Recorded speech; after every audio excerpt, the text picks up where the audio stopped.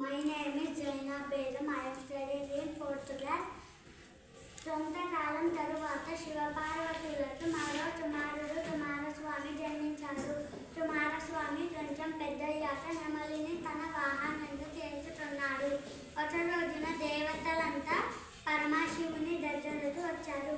మాకు ఒక నాయకుడు అవసరం, సూచించండి అని పరమశివుని కోరారు. తన కుమారులలో ఒకరిని ఎంపిక చేయాలని పరమశివుడు అంటున్నాడు.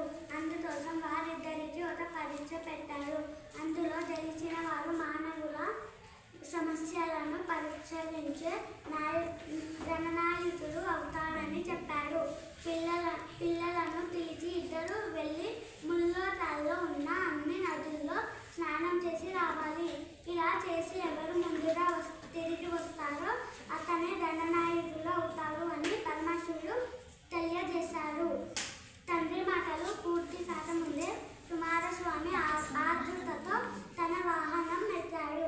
ఆకాశంలోకి ఎగిరిపోయాడు. చిన్నేలుగా వాహనం కలిగిన తను కుమారస్వామితో ఎలా పోటీపడాలో అర్థం కాక గణేశుడు ఆలోచనలో పడ్డాడు. గణేశుడికి ఒక ఉపాయం తట్టింది. వెంటనే నారాయణ జపం చేస్తూ శివపార్వతులు చుట్టూ భక్తితో 3 సార్లు ప్రదక్షిణం చేశాడు. అంటే ముల్లోకాల్లో ఉన్న 3,50 లక్షల నదుల్లో స్నానం చేసిన ఫలితం వచ్చేసింది. మెరుపు వేగంతో వెళ్ళిన కుమారస్వామి అలసి సొమ్మసిల్లి కైలాసానికి చేరుతున్నాడు. గణేశుడు అప్పటికే అక్కడ ఉండడం చూసి కుమారస్వామి ఆశ్చర్యపోయాడు. నిజం తెలుసుకున్న కుమారస్వామి సోదర, నీ శక్తియుక్తులను నేను గ్రహించలేకపోయాను. సమస్యలను పరిష్కరించి విఘ్నరాజువు కాదగిన అర్థ కలవాడివి నీవే అని గణేశుడిని కౌరలించుతున్నాడు. ఇలా వినాయకుడు గణనాయకుడు అయ్యాడు. ఆ రోజే గణేష చతుర్థిగా ప్రసిద్ధి చెందింది. ఇది కూడా భాద్రపద మాసంలో శుక్లపక్ష చతుర్థి నాడే జరిగింది. అందుకే మన దేశంలో అందరూ వినాయక చవితి పండుగను ఎంతో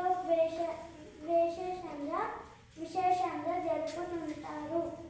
ఆ రోజున మట్టితో చేసిన వినాయకుని విగ్రహానికి పూజలు చేయడం ఆచారం అయ్యింది. వినాయక చవితి రోజున పూలతో పాటు ప్రత్యేకంగా 21 రకాల ఆకులతో పూజ చేస్తారు.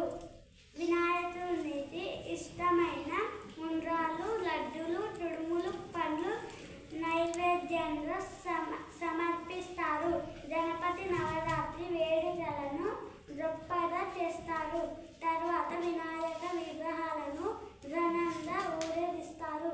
దగ్గరలోని సముద్రం, నది, చెరువు లేదా బావి నీటిలో నిమజ్జనం చేసి పండుగను మోగిస్తారు.